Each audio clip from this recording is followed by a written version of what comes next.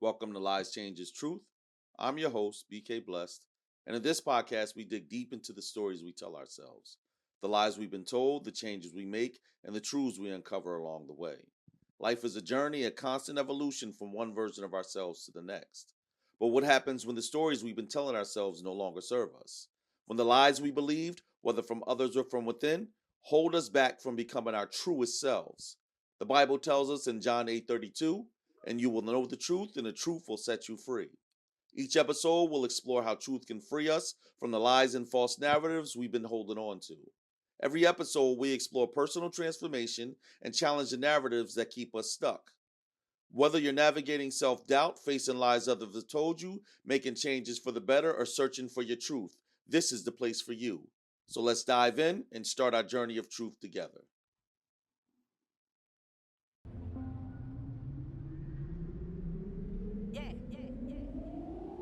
Clay Green. Stop searching for the miracle and be the miracle. This ain't gonna be lyrical, this is straight facts. Stop waiting on the change and be the change. This ain't new news, this go way back. Stop waiting on someone to get it for you, go get it for yourself. Take your pride back.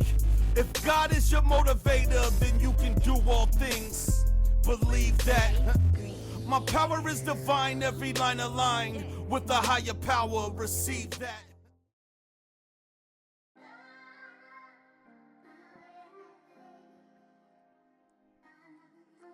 What's up, guys, beautiful souls? Welcome back to another episode of Lies Changes Truth. I'm your host, BK Blessed. And I hope your day is full of peace and purpose. And if it's not, I pray this episode brings you a little closer to that freedom God wants you to have. And part of that freedom is to be financially free. To be the lender and not the borrower. Matthew 6:24 says, "No one can serve two masters.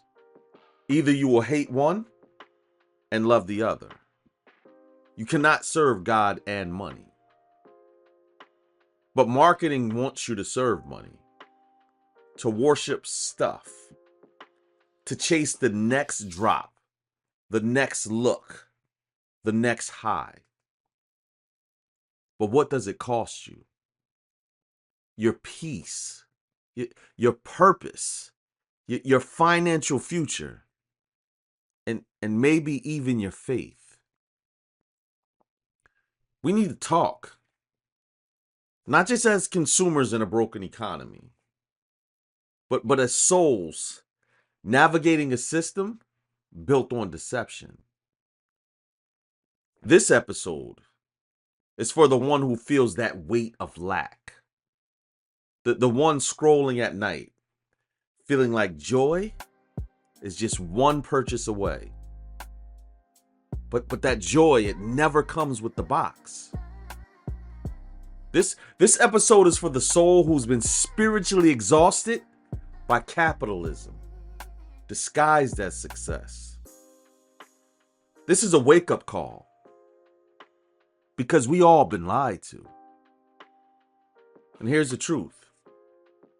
Marketing, in its rawest form, is manipulation wrapped in aspiration. It's the art of manufacturing a need where none exists. Convincing the soul is starving, so it'll eat anything, even poison, if the packaging looks good enough. We live in a world where sadness is monetized, where your insecurity is someone else's strategy, where your discontent is someone else's paycheck. Our pain, it's been repackaged as profit. It's a system designed to make you feel like who you are, what you have, and what you do will never be enough unless you buy something else. That buying will make you whole. That consuming will make you content. And if you just had a little bit more, you'd finally be enough. But let me be clear off top. You are not what you wear. You are not what you drive. You are not that label on your clothes or the brand on your sneakers. You are a child of God. And he never called you to be a slave to a system that profits off your insecurity. You are not a customer in God's kingdom. You are an heir. And Romans 8:17 says, and since we are his children, we are his heirs. In fact, together with Christ, we are heirs of God's glory. And heirs don't have to purchase peace. They inherit it. And if peace in your life always has a price tag on it, it's not peace. It's performance. It's fabricated. And I'm telling you now, it won't last. Can I share some wisdom? In Jewish culture, the concept of shalom is not just peace. It's wholeness. Nothing missing and nothing broken. Shalom cannot be bought. It must be stewarded. And that's the problem.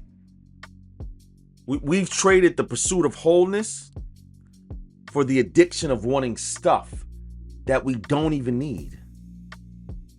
Proverbs 13:7 says, one person pretends to be rich, yet has nothing. Another pretends to be poor, yet has great wealth. So let's be honest. Some of us are in debt, not because we're irresponsible, but because we were trained to feel unworthy without things. And this system, it's taught black and brown children that respect is earned through what you wear, not who you are. So this becomes a game of survival on how well you blend in and look like success, not how boldly you walk in your God-given identity. But if you have to go into debt to feel seen, you're not seen. You're just being used. Let's be honest. How many times have you bought something you didn't even like? Just to impress people who probably don't even love you and most likely don't even like you. You don't owe the world an image. You owe God obedience. And sometimes obedience is saying no to that sale. Sometimes obedience is driving that old car while you invest in your future. And sometimes obedience is silence in a noisy world full of flexing. You don't need another pair of sneakers. You need sleep. You need clarity, and you need a plan. You need freedom from that voice that keeps whispering, you're not enough unless you buy this. That's the lie I want to challenge today. Because if we don't recognize the spiritual warfare behind consumerism, we'll keep thinking our problem is money, when in reality, our problem is misplaced value. Ecclesiastes 5:10 says, whoever loves money never has enough. Whoever loves wealth is never satisfied with their income. This too is meaningless. You can't fill a spiritual void with material possessions. You're not broke because you don't make enough. You're broke because you're being spiritually robbed by a culture that keeps whispering you're not good enough. So you have a closet full of clothes, but your soul is starving. That's not freedom. That's slavery. Galatians 5:1 says, it is for freedom that Christ has set us free. Stand firm, then, and do not let yourselves be burdened again by the yoke of slavery. But let's keep it real here. A lot of us are in financial bondage to Visa, MasterCard, Klarna, and Afterpay. buying things to soothe an identity crisis that only God can fix. Dr. Claude Anderson once said, "We are the only group that consumes everything and produces nothing." It's time to break the cycle, because you can't build generational wealth when you're drowning in generational spending. And what if I told you that generational wealth, that generational wealth we keep talking about, it doesn't start with income. It starts with wisdom. It starts with teaching our children that stewardship is more powerful than shopping. That self-worth is not found in a bag. It's found in being rooted. Psalms 1 says, "Blessed is the one whose delight is in the law of the Lord. They are like a tree planted by streams of water." Some of us are not planted. We're just potted, moving from trend to trend, city to city, purchase to purchase, never rooted and never whole. You were never called to be a customer.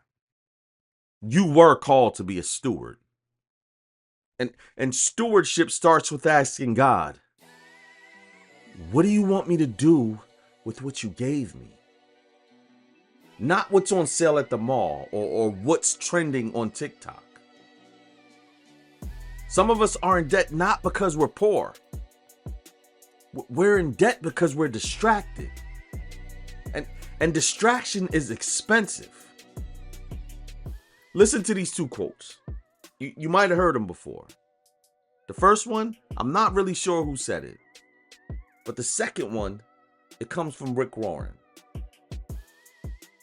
Trying to look rich is the fastest way to stay broke. If you live for the approval of others, you will die by their rejection. Think about those quotes and let them sink in. Because if you're feeling like you need the right shoes to drive the right car or wear the right cologne, that you'll finally feel valuable, I want to tell you something. If you don't know your worth without that stuff, you'll never feel worthy with it. Because real identity doesn't come from purchases. It comes from purpose. And your purpose doesn't live in a store. It lives in the spirit. Luke 12:15 says, "Beware. Guard against every kind of greed. Life is not measured by how much you own." We got to teach our children this truth early. That the most valuable thing they can wear is integrity. That the richest thing that they can pass on is wisdom. And that the dopest thing that they can do is build, not flex. And I want to be clear. There's nothing wrong with nice things. But there's something deeply wrong when our joy and our peace and our self-worth depends on material things that depreciate the second we leave the store. Malcolm X once said, "The media is the most powerful entity on earth because it controls the minds of the masses." Don't let it control you. Don't let it lie to your children. Don't let it steal your calling. God did not create you to be a walking advertisement. He created you to be salt and light. So how do we break this marketing spell? First, I want you to audit your habits. Look at what you spend money on and ask yourself why. 2, unfollow the temptation. If your social media feed is all flex culture, then you need to change what you see. And 3, build a budget that honors your purpose, not your ego. And 4, teach your kids the truth early. Don't Don't let the world teach them what has value. And 5, pray for discernment. Every purchase is a decision. Ask God to guide it. And finally, track your peace. Ask yourself, do my purchases bring me peace or pressure? So what's the lie? The lie is that we need more to be enough. That success and shiny objects and expensive whatever, that value is visible. That debt is just a part of life. The change, start being honest about your spending. Ask why you're buying it. Ask who you're trying to impress. And ask yourself, is this honoring God? The truth, you're already enough. You're already valuable. You're already loved. And you're already chosen. Ephesians 1:4-5 reminds us, He chose us in Him before the foundation of the world. In love, He predestined us for adoption to sonship through Jesus Christ. You don't need a receipt to validate what heaven already stamped.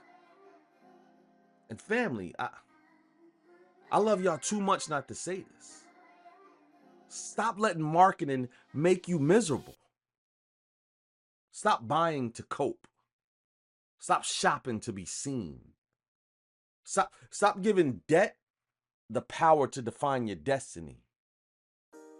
We were made for more. More peace. More purpose. More freedom. Let's reclaim our finances. Let's teach our kids legacy. And let's break